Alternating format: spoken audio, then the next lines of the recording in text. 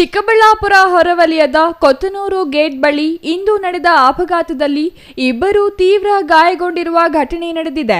Kinetic ಹೋಂಡಾದಲ್ಲಿ ಸಂಚರಿಸುತ್ತಿದ್ದ ವೃದ್ಧ ಹಾಗೂ ಮತ್ತೊಬ್ಬ ವ್ಯಕ್ತಿ ಗಾಯಗೊಂಡಿದ್ದು, ವೃದ್ಧರಿಗೆ ಗಂಭೀರ ಗಾಯಗಳಾಗಿರುವ ಸೂಚನೆಗಳಿವೆ. ಆದರೆ ಅಪಘಾತದಲ್ಲಿ ಗಾಯಗೊಂಡವರು ಯಾರು ಮತ್ತು ಎಲ್ಲಿಂದ ಎಲ್ಲಿಗೆ ಹೋಗುತ್ತಿದ್ದರು ಎಂಬ ಯಾವುದೇ ಮಾಹಿತಿ ಇನ್ನೂ ಲಭ್ಯವಾಗಿಲ್ಲ. ರಸ್ತೆಯಲ್ಲಿ ಸಂಚರಿಸುತ್ತಿದ್ದ ಪ್ರಯಾಣಿಕರು ಅಪಘಾತ ಕಂಡು ಗಾಯಗೊಂಡವರನ್ನು ಆಂಬ್ಯುಲೆನ್ಸ್ ಮೂಲಕ ಆಸ್ಪತ್ರೆಗೆ ರವಾನಿಸಿದ್ದು, ಪೊಲೀಸರ ತನಿಖೆಯಿಂದ ಗಾಯಗೊಂಡವರ ಮಾಹಿತಿ ಮತ್ತು ಅಪಘಾತಕ್ಕೆ ಕಾರಣಗಳು ಹೊರಬರಬೇಕಿದೆ.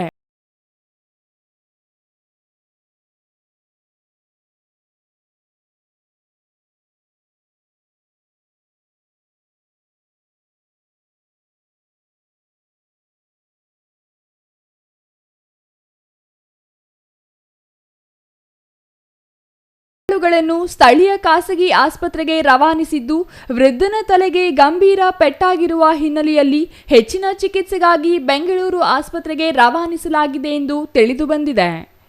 Thoudanahalli Ramesh, CTV news, Chikkaballapur.